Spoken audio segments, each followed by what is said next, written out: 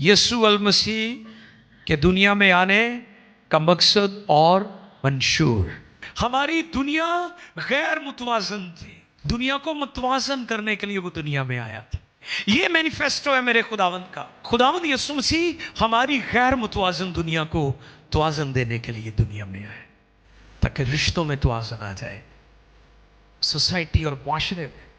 जमीन पे तुसी अमीर गरीब हो सकते हो, लेकिन मेरे खुदा की बादशाही में कोई अमीर गरीब नहीं होगा, सब बराबर होंगे।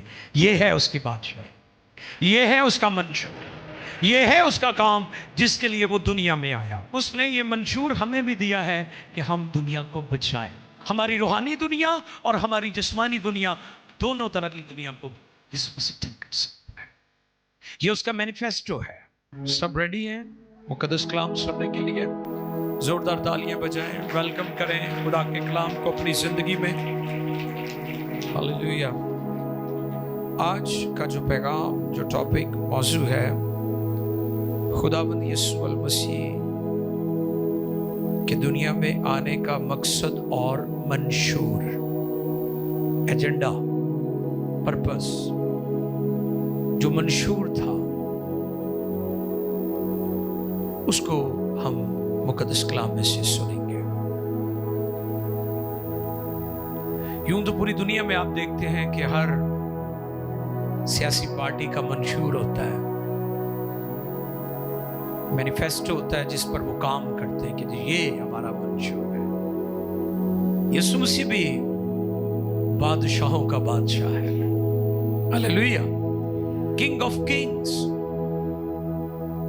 दुनिया के बादशाह हो सकते हैं, लेकिन वो बादशाहों के बादशाह नहीं है।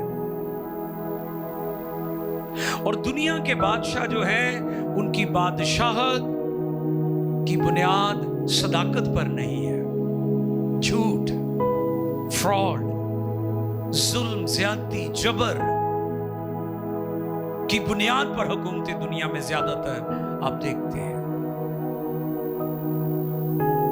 लेकिन जिस बादशाह का प्रचार फरिश्तों ने, गडरियों ने और आज तक पूरी दुनिया में हो रहा है, उसके तख्त की बुनियाद सदाकत है, सच्चाई है। और उस बादशाह का नाम यीशु बादशाह है, किंग जीसस। उसका मंशूर दुनिया में आने का एजेंडा। दुनिया गैर मुतवाजन थी, दुनिया को मुतवाजन करने के लिए वो दुनिया में आया था। हालेलुया। हमारी दुनिया गैर मुतवाजन थी, अमीर अमीर, गरीब गरीब। आज भी बहुत सारी सोसाइटीज में, मुल्कों और मुआशरों में ये जुल्म मौजूद है कि जोरावर बहुत जोरावर है, कमजोर बहुत कमजोर है। इस पर पिछले दिनों मैंने बताया, तूफान नूह के वक्त लिखा है कि लोगों ने अपना अपना तरीका बिगाड़ लिया और जमीन जुल्म से, ज्यादती से भर गई। आप दुनिया में देखें कि लोग जुल्म करने के कई बहाने बयान करते हैं। दुनिया में जुल्म, गुनाह और तरह तरह की बुराई करने के बेशुमार लोगों के पास बहाने हैं, लेकिन जुल्म ना करने का कोई बहाना नहीं है लोगों के पास। ये दुनिया है। इस दुनिया को मेरे यीशु की तालीम की जरूरत है, और जब लोग यीशु के मंशूर को अंडरस्टैंड करेंगे, आपकी दुनिया मुतवाजन हो जाएगी। और यही एजेंडा था खुदाए कदूस के बेटे यीशु अल मसीह के दुनिया में आने का। आओ देखिए मुकद्दस कलाम में से लूका की मार्फत लिखा गया इंजीली बयान। आओ देखिए मुकद्दस कलाम में से लूका तबीब की मार्फत इंजीली बयान। अब आप 14वीं आयत से 22वीं आयत मुकद्दसा तक हम पढ़ेंगे। अल मसीह का दुनिया में आने का मकसद और मंशूर। जी पास्टर आसिफ हारून पढ़ने में मदद फरमाए। फिर यीशु रूह की कुव्वत से भरा हुआ फिर यीशु रूह की कुव्वत से भरा हुआ को लौटा, गलील को लौटा और सारे गिरदोनवा में उसकी शोहरत फैल गई और वो उनके इबादत खानों में तालीम देता रहा और सब उसकी बड़ाई करते रहे और वो नासरत में आया जहाँ उसने परवरिश पाई थी और अपने दस्तूर के मुआफिक सबत के दिन इबादत खाना में गया और पढ़ने को खड़ा हुआ और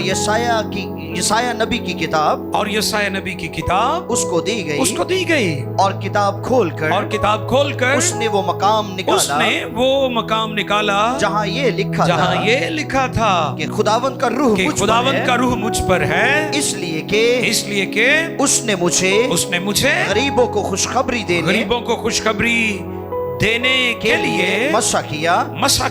उसने मुझे भेजा है कि कैदियों को रिहाई और अंधों को बेनाई पाने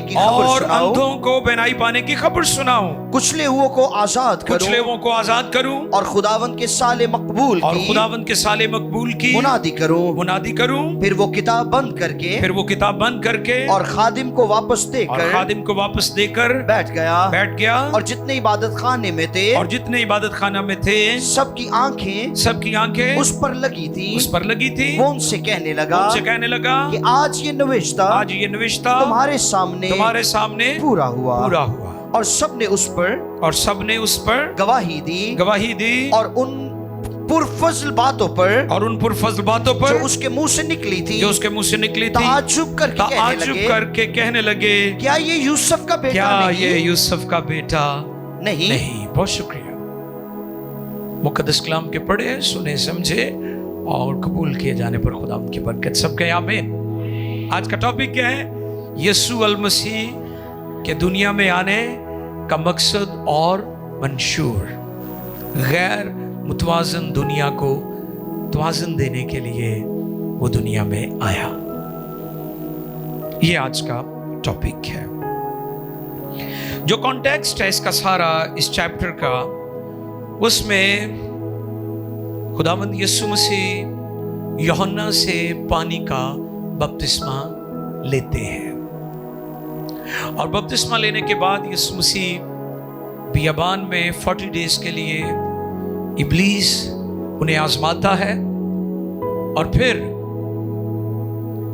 13वीं आयत अगर आप देखें, 13वीं आयत मुकद्दसा तो लिखा है, जब इब्लीस तमाम आजमाइश कर चुका तो कुछ अरसे के लिए उससे जुदा हुआ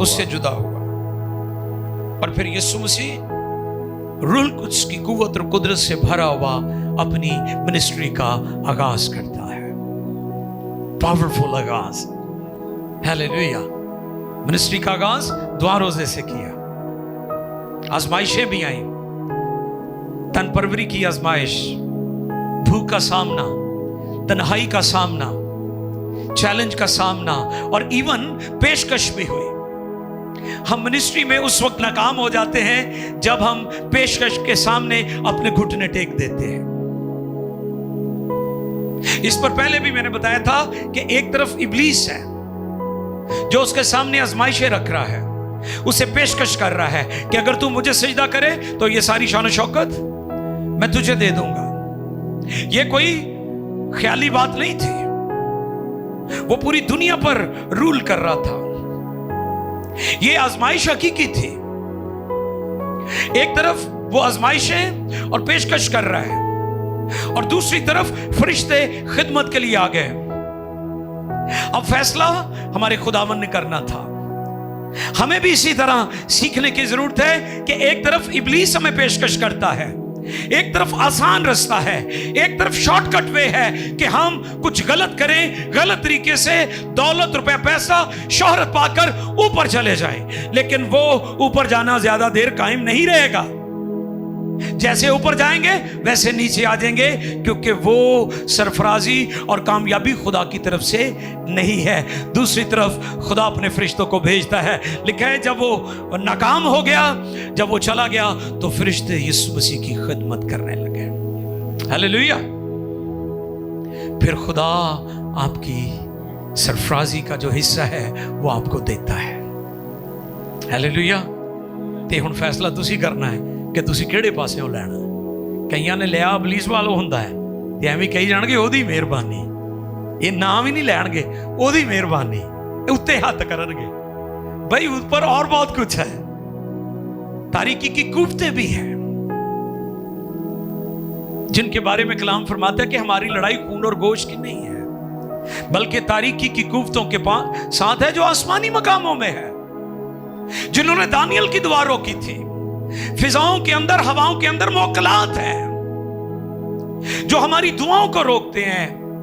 तो इसलिए याद रखें कि हमने बरकत दुरुस्त तरीके से लेनी है, वक्त पर लेनी है, और हमने खुदावंद से लेनी है, इब्लीस और उसकी गुफ्तों से नहीं लेनी। यह 13वीं आयत की बात है। फिर 14वीं आयत में लिखा है कि वो उसकी कुव्वत और कुदरत से भरा हुआ अपनी मिनिस्ट्री का आगाज करता है। और फिर जब हम देखते हैं 14वीं और 15वीं आयत, तो वहां पर लिखा है, पढ़िए जी। फिर यीशु रूह की कुव्वत से भरा हुआ, फिर यीशु रूह की कुव्वत से भरा हुआ जी गलील को लौटा और सारे गिरदोनवाह में उसकी शोहरत फैल गई और वो उनके इबादत खानों में तालीम देता रहा और सब उसकी बड़ाई करते रहे।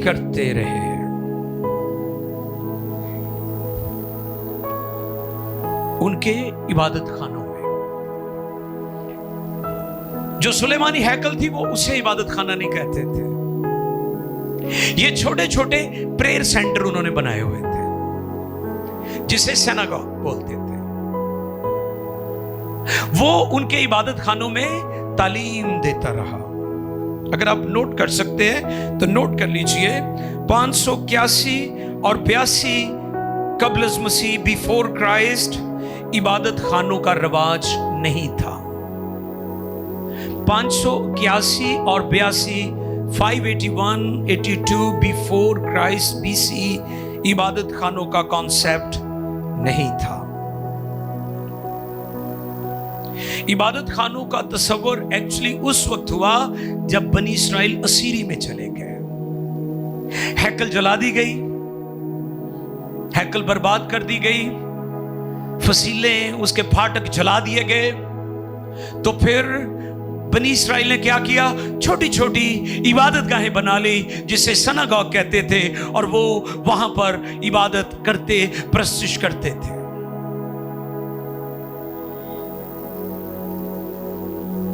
कराची में भी, हमारे मुल्क पाकिस्तान में 1951 और 52 की मर्दमशुमारी के मुताबिक 1300 यहूदी उस वक्त आबाद थे।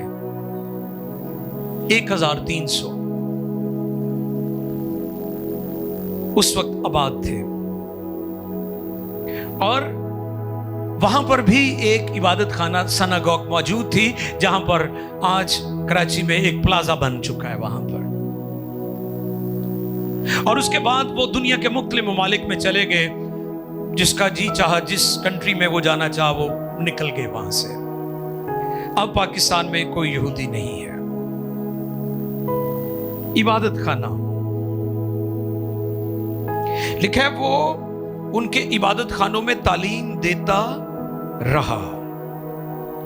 और अगर आप 16वीं आयत पढ़े, देखिए 16वीं आयत में, और वो नासरत में आया जहां उसने परवरिश पाई थी और अपने दस्तूर के मुआफिक। ये लफ्ज बड़ा गौरतलब है, अपने, यानी रूटीन थी खुदावंद की, छोड़ा नहीं अपनी रूटीन को। मैं आपको यह पैगाम देना चाहता हूं, इबादत गाह में जाने के रूटीन को छोड़े ना। आपको अगर इख्तलाफ है इबादत खाने से या इबादत खाने वालों से, लेकिन आपको जिसकी इबादत करते हैं उससे इख्तलाफ नहीं होना चाहिए। यीशु जानते थे कि यहूदियों का सिस्टम दुरुस्त नहीं है। वो दिखावे की रासबाजी करते हैं, दिखावे की इबादतें करते हैं, दिखावे के लिए सब कुछ करते हैं, लेकिन ये उसका दस्तूर था। उसने ये नहीं कहा कि अब ये ठीक नहीं है, इनका सिस्टम मुझे पसंद नहीं है, मैं गिरजा ही नहीं आना, मैं चंदा ही नहीं देना, मैं गीत ही नहीं गाना, मैं प्रस्तुत ही नहीं करनी, मैं तो मुतफिक ही नहीं। नो, क्राइस्ट ने ऐसा नहीं किया। लाख वहां पर प्रॉब्लम्स थी, लेकिन कलमा खुदा दस्तूर के मुआफिक इबादत खाना में जाता रहा। आज हमें इसको अंडरस्टैंड करने की जरूरत है। अपना ताल्लुक, अपना लिंक, अपना रिश्ता, अपना नाता आसमान के खुदा से जोड़े रखें। गो वहां पर मजहबी गिरावट थी, इसके बावजूद उसने इबादत खाना में जाना ना छोड़ा। यीशु का दस्तूर था। एक और पॉइंट है, वो अगर नोट कर ले तो बहुत अच्छा है। यहूदी इबादत का आगाज इस्तस्ना छठे बाब की 6 से आयत से लेकर 8वीं आयत तक किया जाता था। आओ देखें, जिसे बरकत का ऐलान भी कहते हैं, ब्लेसिंग डेक्लेरेशन इसे बोलते हैं। और वो जब इबादत का आगाज करते थे तो इस्तस्ना की किताब 6 बाब की 4थी आयत से 8वीं आयत को पढ़ते थे और फिर इबादत का आगाज होता था, ब्लेसिंग को डिक्लेयर करते थे। आओ देखें, सुने इस्राएल, हाँ जी, खुदावंद हमारा खुदा, खुदावंद हमारा खुदा एक ही खुदावंद है, एक ही खुदावंद है। तू अपने सारे दिल, तू अपने सारे दिल और अपनी सारी जान, अपनी सारी जान और अपनी सारी ताकत से, और अपनी सारी ताकत से खुदावंद अपने खुदा से, खुदावंद अपने खुदा से मोहब्बत रख, मोहब्बत रख। और ये बातें जिनका हुक्म आज मैं तुझे देता हूँ, आज मैं तुम्हें देता हूँ, तेरे दिल पर नक्श रहे, तेरे दिल पर नक्श रहे, और तू इनको अपनी औलाद के ज़हन नशीन करना, और घर बैठे और राह चलते और लेटते और उठते वक्त इनका जिक्र किया करना, और तू निशान के तौर पर इनको अपने हाथ पर बांधना, और वो तेरी पेशानी पर टीकों की मानिंद हो, और तू उनको अपने घर की चौखटों और फाटकों पर लिखना। इससे इबादत का आगाज करते थे। तो खुदावंद यीशु मसीह अपने दस्तूर के मुआफिक वहां पर जाते हैं। और फिर जब हम 16, 17 और 18 आयत पढ़ते हैं तो फिर हमें पता चलता है कि वो अपने मंशूर का ऐलान करता है। खुदावंद अपने मिशन का ऐलान करता है। आओ देखें, 16 से 18 तक पढ़ दीजिए भाई जी। और वो नासरत में आया जी, जहां उसने परवरिश पाई थी, और अपने दस्तूर के मुआफिक सबत के दिन इबादत खाने में गया और पढ़ने को खड़ा हुआ। और यशाया नबी की किताब उसको दी गई, और किताब खोलकर उसने वो मकाम निकाला जहां ये लिखा था कि खुदावंद का रूह मुझ पर है, इसलिए कि उसने मुझे गरीबों को खुशखबरी देने के लिए मसा किया। उसने मुझे भेजा है कैदियों को रिहाई और अंधों को बेनाई पाने की खबर सुनाऊं, कुचले हुओं को आजाद करूं, और खुदावंद के साले मकबूल की मुनादी करूं। बहुत शुक्रिया। ये मंशूर है खुदा के बेटे यीशु के दुनिया में आने का। हालेलुया। उसने अपने मंशूर का ऐलान किया कि वो दुनिया में क्यों आया है। वो दुनिया जो गैर मुतवाज़िन हो चुकी थी। जैसे मैंने शुरू में कहा कि जुल्म की इंतहा यह है कि दुनिया में एक हिस्सा खुश्की है और 3 हिस्से पानी है। लेकिन अफसोस कि लोग साफ पानी से महरूम हैं। इसकी क्या वजह हो सकती है? जुल्म, ज्यादती, वसाइल की तकसीम का दुरुस्त ना होना। आप दुनिया को देखें, दुनिया पर गौर करें। वो ममालिक जिनमें कसरत से अनाज पैदा होता है, कसरत से वहां पर गंदम और चावल की फसलें हैं, लेकिन लोग रोटी के लिए बेचारे मोहताज और तरसते और लाइनों में लगते हैं। इसकी क्या वजह हो सकती है? क्योंकि दुनिया में तवाज़ुन नहीं है। खुदावंद यीशु मसीह ये सिखाना चाहते हैं कि जिस दुनवी जिस्मानी दुनिया और रूहानी दुनिया में जो है, मैं उसको तवाज़ुन बख्शने के लिए आया हूं, मैं उसे ठीक करने के लिए आया हूं। मैंने इस पर एक एग्जाम्पल दी थी। लातीनी अमेरिका में किसी कंपनी ने एक बड़ी मशीन का ऑर्डर किया, और जब वो मशीन उनके पास पहुंची तो वहां के इंजीनियर्स, उनके मैकेनिक्स ने उसको चलाने की बड़ी कोशिश की, लेकिन वो उनसे ना चली। उन्होंने फिर यूरोप के उस मुल्क को जहां से वो मशीन गई थी, उस कंपनी को लिखा कि आप अपना इंजीनियर भेजें जिसने इस मशीन को बनाया है, ताकि वो इसको चला सके। हमने बड़ी कोशिश की, ये नहीं चल रही। वो उन्होंने अपना इंजीनियर जो बनाने वाला था उसको भेज दिया, और जब वो उसको एयरपोर्ट पर लेने आए तो देखा बिल्कुल छोटा सा लड़का, यंग, छोटी उम्र का। वो बड़े हैरान हुए। उन्होंने कहा ये क्या मजाक खेला है इन्होंने, एक तो लाखों करोड़ों की ये मशीन है और ऊपर से मुंडा निकाह जा भेज देता है इन्होंने। उन्होंने उनसे राब्ता किया कि असी तानू क्या सी इंजीनियर भेजो, ਇਹਦਾ ਜਿਹੜਾ खालिक ਉਹਨੂੰ भेजो, ਤੇ ਇਹ ਨਿੱਕਾ ਜਿਹਾ ਮੁੰਡਾ ਆ ਗਿਆ। उन्होंने कहा निका जा मुंडा है, बनाई भी इन्हें ही है। हालेलुया। तो कई लोग हैरान होते हैं कि खुदा जो कादर मुतलिक है वो कैसे दुनिया में आ सकता है, एक छोटे बच्चे के जरिए से जाहिर हो सकता है। तो दुनिया को जान लेने की जरूरत है कि आपकी बिगड़ी हुई दुनिया को बनाने वाला भी खुदा का कलमा है। यीशु मसीह है, वो दुनिया में आया है ताकि दुनिया को ठीक कर सके, दुनिया को मतवाज़न कर सके। आपकी बिगड़ी हुई दुनिया, आपकी यूनिवर्स किसने बनाई है? कलमे ने, और उसी कलमे ने जिस्म लिया, कलाम मुजस्सम हुआ, फजल और सच्चाई से मामूर होकर हमारे दरमियान रहा, और हमने उसका ऐसा जलाल देखा जैसा बाप के इकलौते का। ऐ ताड़ी बिगड़ी दुनिया नू, खराब दुनिया नू खुदा दा बेटा यीशु ठीक कर सकता, कोई और नहीं ठीक कर सकता, क्योंकि उसने इसको बनाया है। क्रिएटर है, खालिक है, ये मंशूर है उसका। हमारी रूहानी दुनिया और हमारी जिस्मानी दुनिया, दोनों तरह की दुनिया को यीशु मसीह ठीक कर सकता है। ये उसका मैनिफेस्टो है, ये उसका मंशूर है, इसलिए वो दुनिया में आया।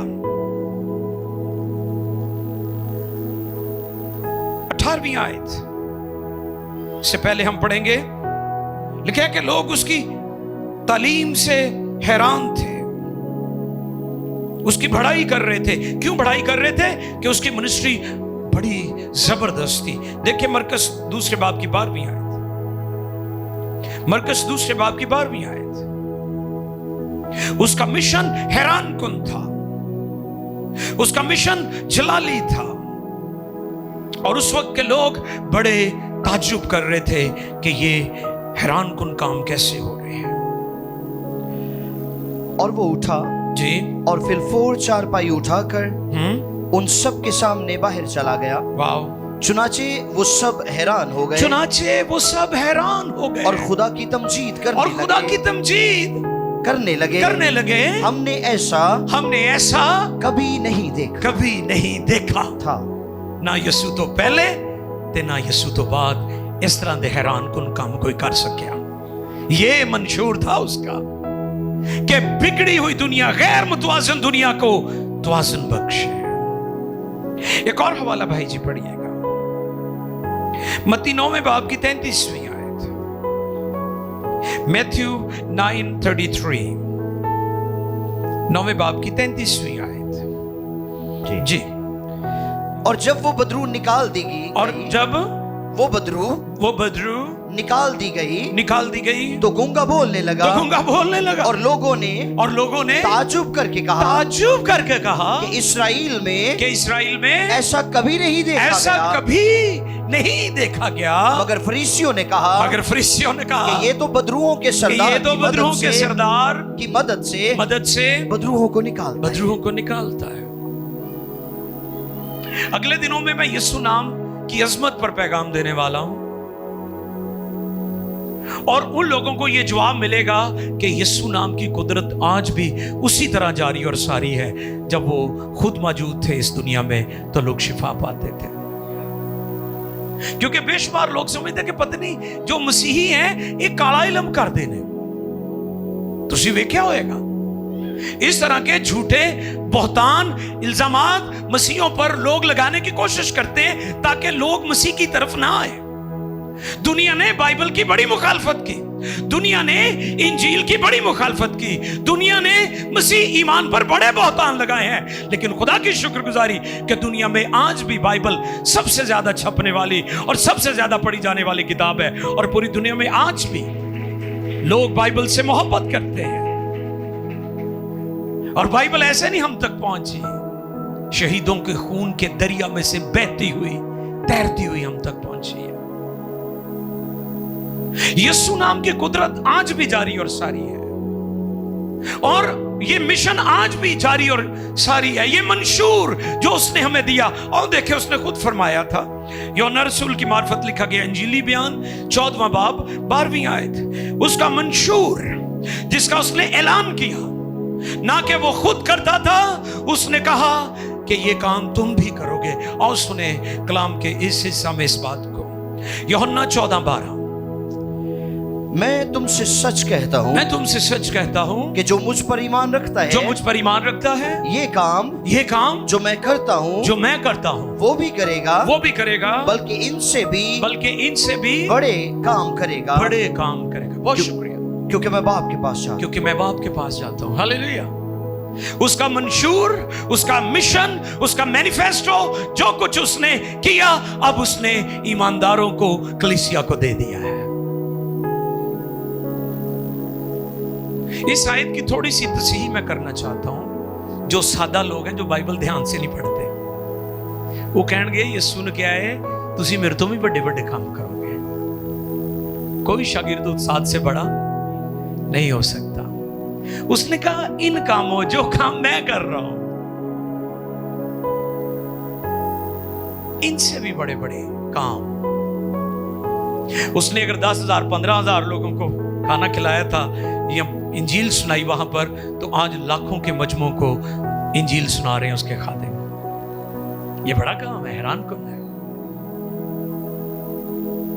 हम यीशु से बड़े नहीं हो सकते, इसको अंडरस्टैंड करने की जरूरत है। और हम हीलर भी नहीं हो सकते, हीलर वही है, यीशु शाफी है। हालेलुया। हमने एक टॉपिक पर कलाम सुना था, यीशु मेरे लिए काफी है।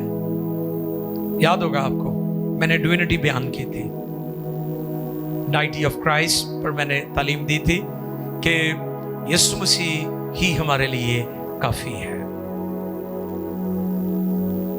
तो इसलिए उसने ये मंशूर हमें भी दिया है कि हम दुनिया को बचाएं, रूहानी दुनिया में और जिस्मानी दुनिया में, रूहानी आलम में और जिस्मानी आलम, दोनों तरह से हमें दुनिया को बचाने की जरूरत है, क्योंकि उसके मिशन का तसलसल जारी है। गरीबों, कैदियों, अंधों, सिर्फ जिस्मानी नहीं बल्कि रूहानी मानों में भी आता है। कई जिस्मानी तौर पर दौलतमंद हैं मगर रूहानी तौर पर गरीब है।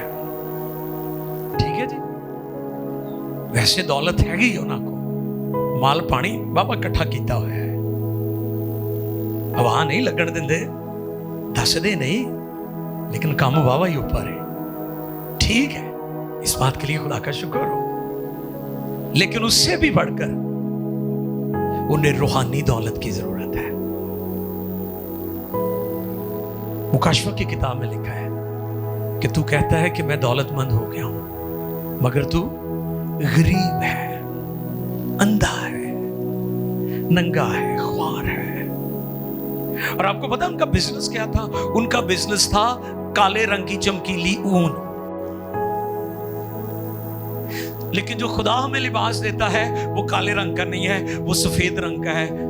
बराक, सफेद पोशाक, जलाली पोशाक हमें वो देता है। एक ये बिजनेस था उनका मुकाशफा में, और दूसरा बिजनेस था सुरमा। उनका बड़ा मशहूर था। उन तो खैर भुल गए ने न्याणे, पिछों हसे ने। वो पाया होना ना अम्मा ने, अम्मा ना पाए तो दादी पा दिंदी सी। ते कॉन्सेप्ट ये सी कि दी अखां मोटियां हो जाणगियां, उधर वड्डियां लगदियां ने, सुरमा पै जाए, वो वक्ती लगदियां ने, या हो सकता कोई मेरे पीछे भी हकीकत होवे। उनको कहा कि मुझसे आंख में लगाने के लिए सुरमा ले ले ताकि तू बीना हो जाए। ये मैनिफेस्टो है मेरे खुदावंत का कि जो रूहानी तौर पर अंधे हो चुके हैं, जिनकी स्पिरिचुअल साइड चली गई है, जो ब्लाइंडनेस का शिकार है, जो अंधेपन का शिकार है, जिनकी दिल की आंखें बंद हो चुकी है, मेरा यीशु उनकी आंखें खोल लिया है ताकि उनको आंखें मिल जाए। क्योंकि बहुत सारी चीजें रूहानी आलम में देखी जाती है, जिस्मानी आलम में उनकी नहीं समझ आती। तो उसी बच्चे कुट कुट ओदा पिंडा लाल कर देंगे तो हरकतां तो फिर बाज नहीं आंदा। उसके लिए दुआ की जरूरत है। बीवी फैंटी खा के शोहर को अपनी अखां सजा लैंदी आ ते अग्यों जवाब देने तो फिर बाज नहीं आती, तो फिर तुहाडे कुट्टण दा की फायदा होया? काम ते होर सी, काम तो दुआ का है।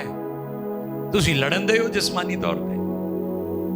तो खुदावंद यीशु मसीह हमारी गैर मुतवाजन दुनिया को तवाज़न देने के लिए दुनिया में आए, ताकि रिश्तों में तवाज़न आ जाए, सोसाइटी और मुआशरे में। जमीन पे तुसी अमीर गरीब हो सकते हो, लेकिन मेरे खुदा की बादशाही में कोई अमीर गरीब नहीं होगा, सब बराबर होंगे। ये है उसकी बादशाही, ये है उसका मंशूर, ये है उसका काम जिसके लिए वो दुनिया में आया। ये है उसका मंशूर।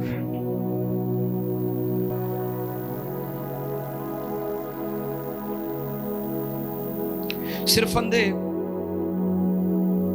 बर्तलमाई की आंखें ही नहीं खोली उसने। देखिए जरा इफ्सियों पहले बाब की 18वीं आयत। वो सिर्फ जिस्मानी अंधों की आंखें ही नहीं खोलता। देखिए जरा इफ्सियों पहले बाब की 18वीं आयत। और तुम्हारे दिल की आंखें रोशन हो जाएं। तुम्हारे दिल की आंखें रोशन हो जाएं, ताकि तुमको मालूम हो कि उसके बुलाने से कैसी कुछ उम्मीद है, और उसकी मिरास के जलाल की दौलत, और उसके उसकी मिरास के जलाल की दौलत मुकद्दसों में कैसी कुछ है। रूहानी आदमी दी अखां खोल जांदियां ने, इसलिए वो वक्ती तौर दी चीज़ां ते नहीं बहुता ध्यान दिंदा। वो वेखदा है कि खुदा दे जलाल दी दौलत साडे कोल होनी चाहिए है। बाकी दौलत ते आंदी जांदी रहंदी है, कदी किसे को, कदी किसे दी जेब च, कदी किसे दी तिजोरी च, कदी किसे दे बैंक अकाउंट च, ये ते घूमदी रहंदी है। कई अमीर हो जाते हैं, पर लगा के उठ जाती है। इस पर मैंने एक नोट दिया था आपके दरमियान कि दौलत तो रास्ते की नहीं टिकती, तो फिर नारास्ती की दौलत को कैसे संभाल कर रखेंगे? कभी कोई दौलतमंद है, कभी कोई गरीब है। बहुत सारे लोग आपने देखे होंगे पहले गरीब थे, आज दौलतमंद है। कई बेचारे बड़े दौलतमंद थे, आज गरीब हो गए। तो ये सिस्टम दुनिया में चलता रहता है। लेकिन खुदावंद यीशु मसीह ये मंशूर लेकर आए कि हम रूहानी दौलत से मालामाल हो जाएं, रूहानी गुर्बत दूर हो जाए, लोगों को ईमान की दौलत मिल जाए, लोगों को ईमान का खजाना मिल जाए, और रूहानी तौर पर लोग दौलतमंद हो जाए। ये उसका मंशूर था। और 19वीं आयत में क्या लिखा है? और खुदावंद के साले मकबूल की मुनादी करो। खुदावंद के साले मकबूल। अब साले मकबूल की बड़ी अहमियत थी अहले यहूद में। क्योंकि हर 6 साल के बाद 7वां साल सबती साल होता था, और 7 सबती सालों के बाद 50वां साल जुबली का साल होता था। जुबली लफ्ज इब्रानी लफ्ज योबल से निकला है। योबल का मतलब है नरसिंगा, मेंढे का सींग, ट्रम्पर, या हम जो नरसिंगे बजाते हैं। और जब साले मकबूल आता था तो वो लोग जो कैदी थे उन्हें आजादी मिल जाती थी, जो गुलाम थे वो आजाद हो जाते थे। अगर किसी का प्लाट, किसी की प्रॉपर्टी, किसी के जानवर, किसी का गोल्ड, किसी का सोना, या कोई किसी के पास गुलाम है, तो ये ऑटोमेटिकली तयशुदा था कि साले मकबूल पर वो आजाद हो जाएंगे। यानी गैर मुतवाज़न चीजों को मेरा यीशु मुतवाज़न कर देता है। हालेलुया। चीज ताटी ते किसी दूसरे दे कब्जे च, वो कहता है कि मैं उस गैर मुतवाज़न दुनिया को तवाज़ुन देना आया, जिस दुनिया में जुल्म और ज़्यादती है, ताकि लोग जाने कि हम सब बराबर हैं। सबको इक्वल करने के लिए, सबको बराबर करने के लिए मेरा यीशु दुनिया में आया। और जब हम 28वीं आयत पढ़ते हैं, आइए देखें, खुदा का बेटा दुनिया में आया। 28वीं आयत पढ़िए जी, चौथे बाब की 28वीं आयत, लूका 4:28। जितने इबादत खाने में थे, जितने इबादत खाना में थे, इन बातों को सुनते ही, इन बातों को सुनते ही कहर से भर गए, कहर से भर गए, गुस्से से भर गए। अब गौर कीजिए कि खुदा का बेटा इस दुनिया में आया, लेकिन उन्होंने उसे कबूल न किया, उसके मिशन को कबूल न किया, उसके मंशूर को कबूल नहीं किया। ये बिगड़े हुए लोग थे जिन्होंने मजहबी लबादा ओढ़ा हुआ था, उन्होंने रिजेक्ट कर दिया, उन्होंने इसे कबूल नहीं किया। आज भी बेशुमार लोग जिनकी आंखों पर उनके अकायद, उनके बिलीव्स की पट्टियां बंधी हुई हैं, और वो बाइबल को, अनाजील को तनकीद की ऐनक लगाकर पढ़ते हैं, वो सच्चाई की तालीम को कबूल करने के लिए तैयार नहीं है। लेकिन वो दुनिया में इसलिए आया था कि गैर मुतवाज़न दुनिया को तवाज़ुन मिल जाए, सब बराबर हो जाए, सब इक्वल हो जाए, सब खुशी मनाए, सब उसकी बरकतों, उसकी नेमतों से महसूस हो। इसलिए वो दुनिया में आया था, और उसका मिशन हैरान कुन था, उसका मंशूर हैरान कुन था, और वो मंशूर खुदावंद तक महदूद नहीं रहा, वो मंशूर उसने अपने शागिर्दों को दिया, और वो मंशूर आज भी जारी और सारी है। दुनिया में आज भी जिस्मानी अंधे भी ठीक होते हैं और रूहानी अंधे भी ठीक होते हैं, और जो दौलतमंद हैं वो भी निजात पाते हैं, और जो दौलतमंद नहीं हैं वो भी निजात पाते हैं। ये मंशूर है खुदा के बेटे यीशु का। जैसे मैंने कहा कि जमीन पर हो सकता है कि आप दौलतमंद हैं, आपकी हैसियत बहुत ऊपर है, बहुत बड़ी आप शख्सियत हो सकते हैं, लेकिन आसमान पर खुदा की निगाह में सब बराबर है, और खुदा की बादशाही में सब बराबर होंगे। तो मेरे अजीजों, क्रिसमस सीजन में हमें याद रखना है कि खुदा का बेटा यीशु दुनिया में क्यों आया। क्यों आया? उसने 18वीं आयत में उसका ऐलान किया, खुदावंद का रूह मुझ पर है, इसलिए के उसने मुझे गरीबों को खुशखबरी देने के लिए मसा किया। उसने मुझे भेजा है कैदियों को रिहाई और अंधों को बिनाई पाने की खबर सुनाऊं, कुछ लोगों को आजाद करूं, और खुदावंद के साले मकबूल की मुनादी करूं। 21वें आयत में पढ़ते हैं, वो उनसे कहने लगा आज ये नविश्ता तुम्हारे सामने पूरा। यानी वो नबूवत जो यशायाह नबी ने की थी, आज वो नबूवत यीशु मसीह पर पूरी हो गई है। हालेलुया।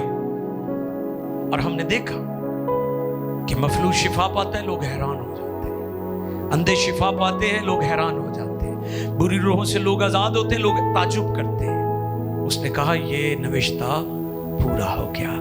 यीशु मसीह की बाबत जितनी नबूवतें थी, जितने पेशन गोइयां थी, प्रेडिक्शन थी, प्रोफेसीज थी, वो पूरी हुई, क्योंकि यीशु मसीह इस दुनिया में नबियों की नबूवत की तकमील थे। आओ झुके और गौर करें कि मेरे खुदावंद ने उस मिशन को हमें दिया है। अब उस मिशन को हमने जारी रखना है। उस मंशूर को जो खुदा के बेटे यीशु ने जिसका ऐलान किया, वो कहता है ये काम मैं करता हूं और तुम ये करोगे, बल्कि इनसे भी बड़े बड़े। उसका काम जारी और सारी है। आज भी गुनहगार रूहानी अंधे बनाई पाते हैं, जिनके दिल तारीख हो गए वो आज भी मुनव्वर हो जाते हैं। मेरे वो भाई, मेरी वो बहनें, मेरे वो बच्चे जो चाहते हैं कि अल मसीह का मंशूर मेरी जिंदगी में नजर आए, तो आओ अपना दिल उसे दे।